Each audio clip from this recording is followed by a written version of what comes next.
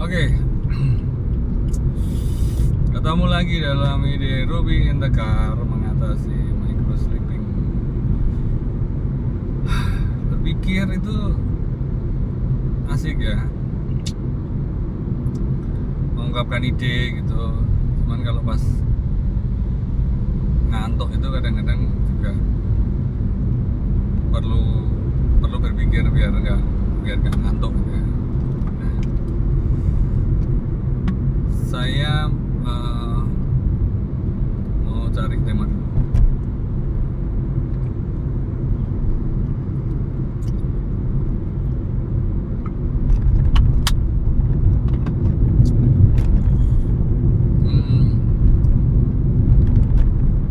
Temanya tentang inilah, masa depan.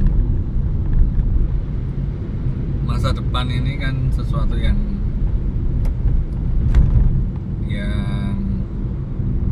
abstrak ya. Masa depan versinya siapa? Masa sekarang ini, dulu waktu saya kanak-kanak kan ini masa depan kan. Sekarang saya jalani ini. Begitupun juga nanti waktu anak-anak saya itu masa depannya dia, itu masa depan itu kan waktu yang akan datang lah, definisinya begitu. Waktu yang akan datang itu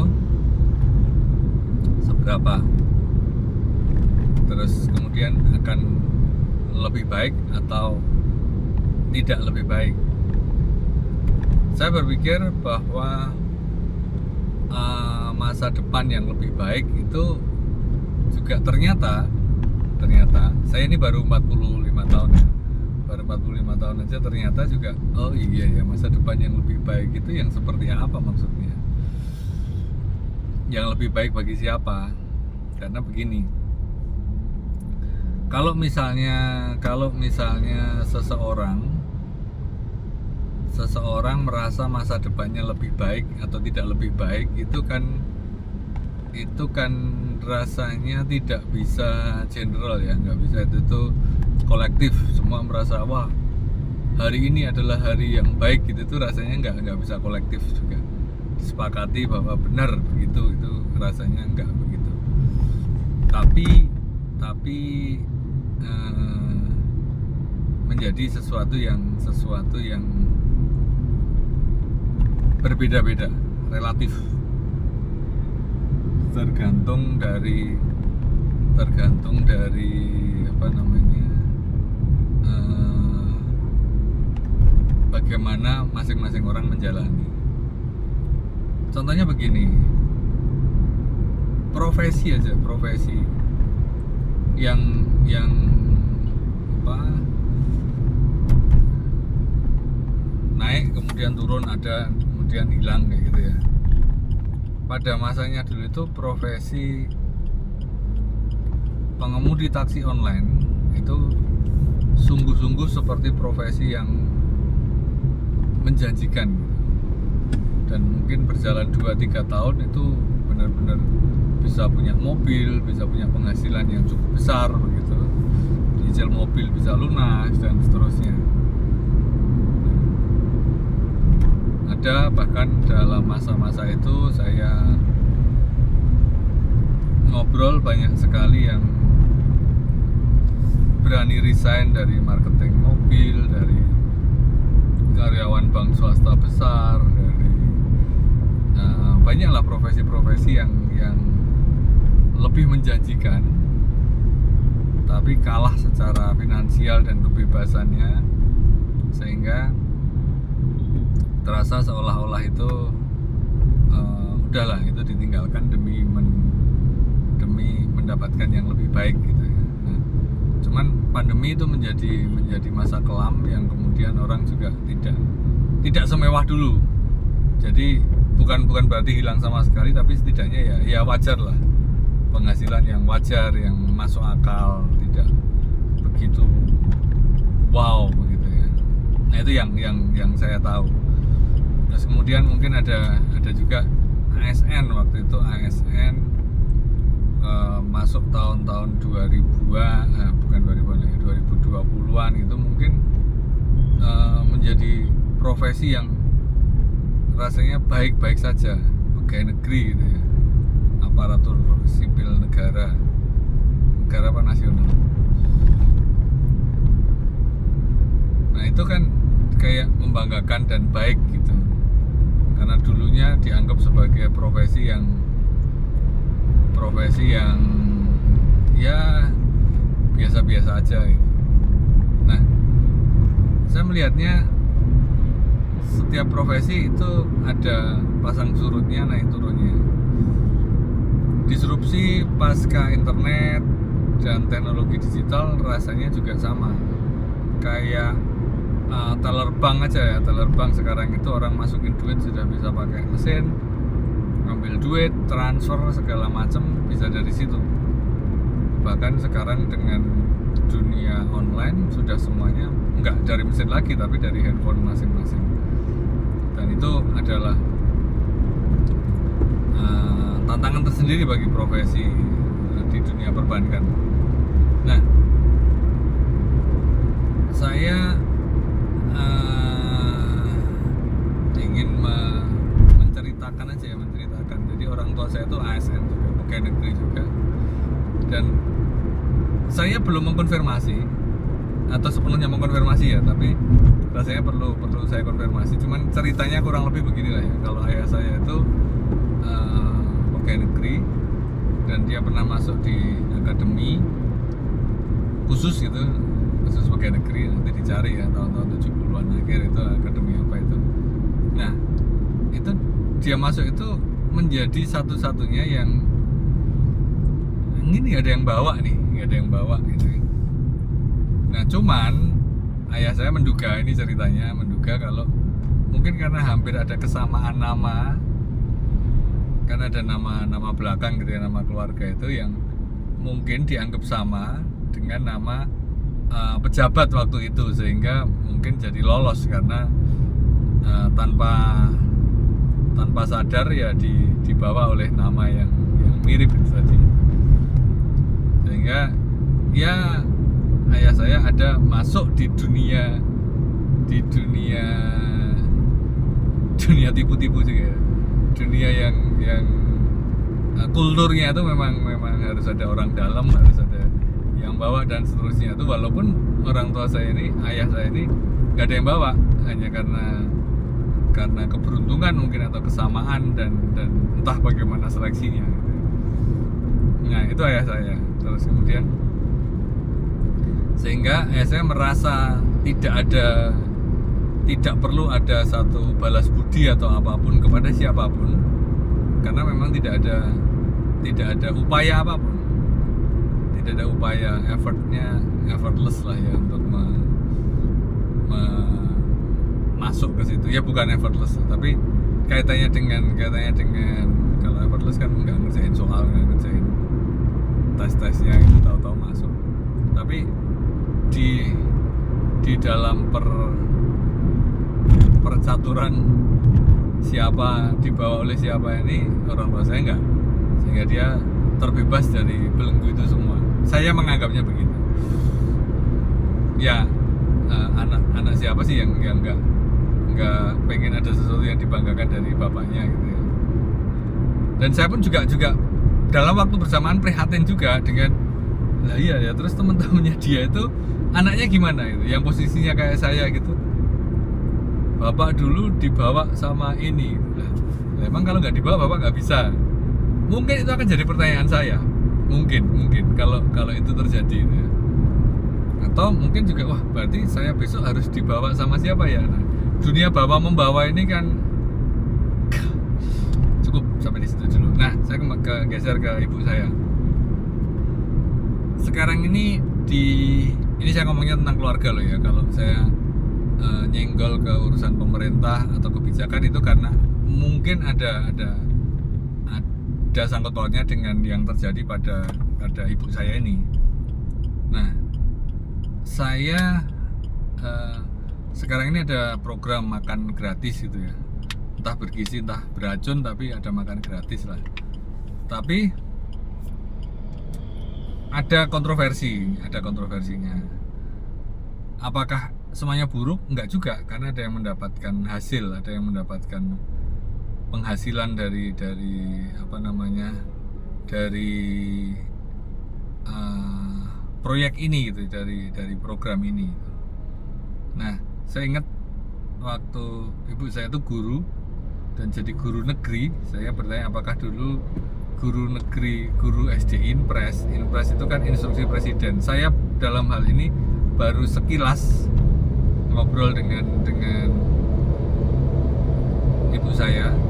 Terus jadi waktu itu kayaknya ada instruksi presiden untuk mendirikan sekolah-sekolah di daerah gitu ya, karena ledakan penduduk, karena perlunya pendidikan dan seterusnya. Nah, saya berpikir bahwa wah, berarti ibu saya ini termasuk yang sebenarnya itu mendapatkan manisnya dari kebijakan Orde Baru. Mungkin waktu itu saya tidak tahu seberapa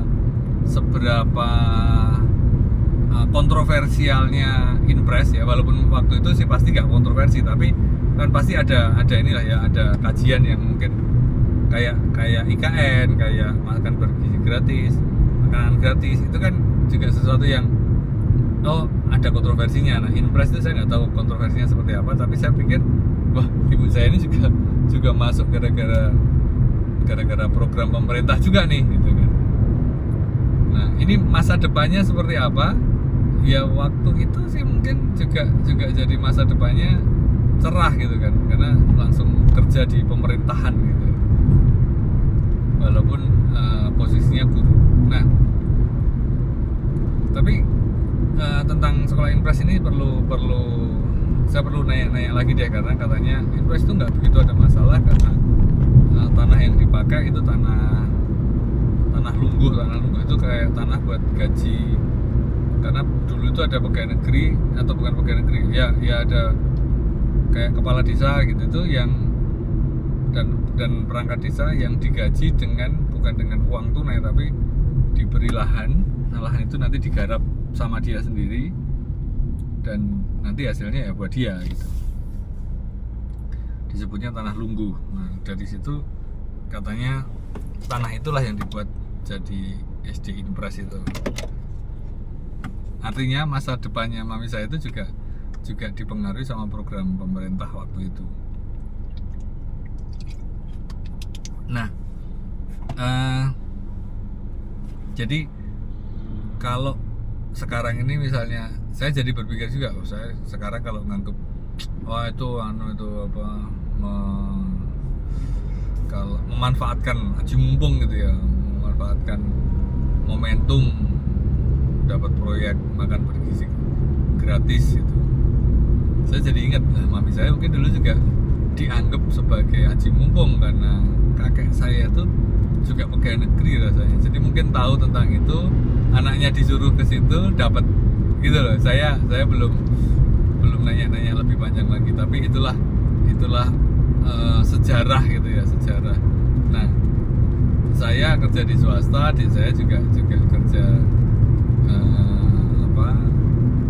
kerja biasa lah. Kami tidak sebagai pegawai negeri gitu, karena memang tidak ada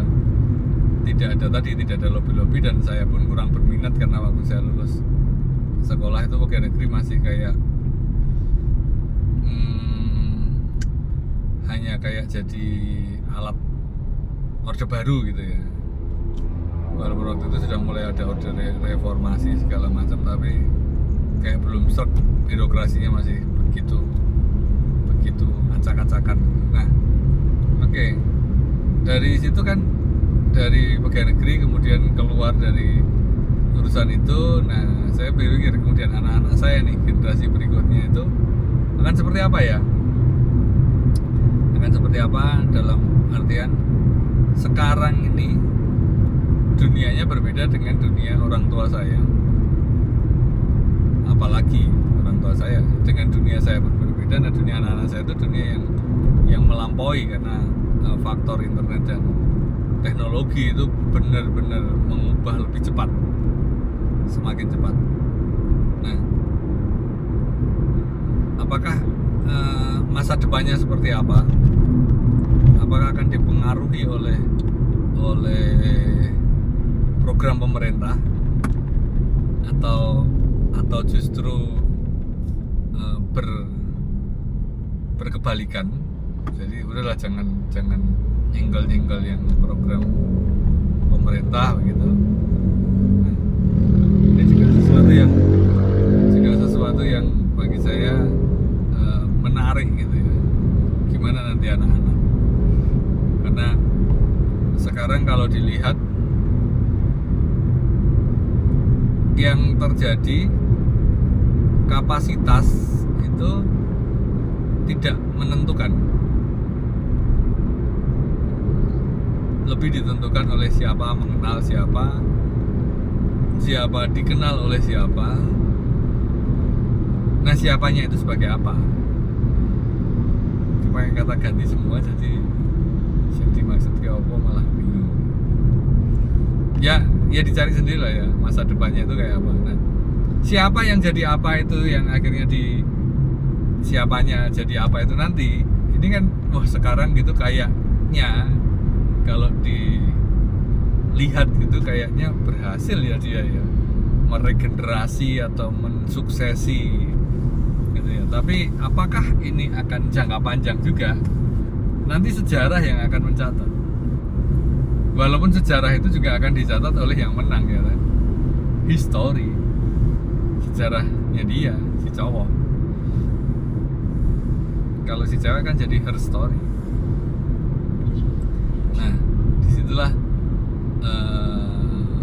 menariknya, karena saya juga pernah menyimpulkan bahwa seseorang yang pernah ada di puncak melebihi orang tuanya, anaknya tidak bisa melebihi dia. Gampangannya kalau ada 3 generasi, kalau generasi pertama ini sudah di puncak, ya generasi kedua nggak akan bisa melebihi dia, maksimal hanya sama atau bahkan mungkin turun. Nah, kalau generasi pertama yang tadi itu masih bisa dilebihi oleh generasi kedua, nah pasti saya dalam hal ini memastikannya, generasi ketiganya itu pasti turun atau maksimal ya sama kayak generasi kedua tadi. Begitu seterusnya. Kalau misalnya generasi kedua ternyata belum puncak, yang 3 masih puncak, nah generasi selanjutnya itu loh, maksud saya itu gitu. Jadi generasi puncak itu tidak bisa terus di puncak gitu ya. Misalnya kalau kita pakai anak tangga gitu, misalnya anak tangganya ada 100 gitu ya. Kalau orang sudah ada di 10 dan 10 itu sudah puncak, ya buat keluarganya, ya anaknya maksimal di 10 atau terus kemudian ke 9, ke 8 gitu. Mungkin nanti bisa generasi berikutnya mungkin bisa naik lagi. Nah, terus kemudian kalau misalnya dia bisa ke 10, 11, 12 dan seterusnya, nah jadi grafiknya itu kayak naik terus jajar turun, atau naik terus turun, terus nanti bisa naik lagi lebih tinggi dari yang kemarin, tapi habis itu pasti ada turunnya lagi. Seberapapun turunnya nanti akan naik lagi terus turun lagi gitu. Nah, saya dulu dalam kalau ada penjelasan tentang tidak ada sesuatu yang abadi gitu. Kalau naik pasti turun dan seterusnya ya, kayak gelombang. Saya dulu tuh nggak percaya. Ya sampai saya menemukan ini. Saya nggak tahu ini ada teorinya atau ada jurnalnya, nggak tahu, tapi saya membuat kesimpulan sederhana saja dari yang saya lihat, bukan juga melalui riset atau studi yang khusus. Itu tadi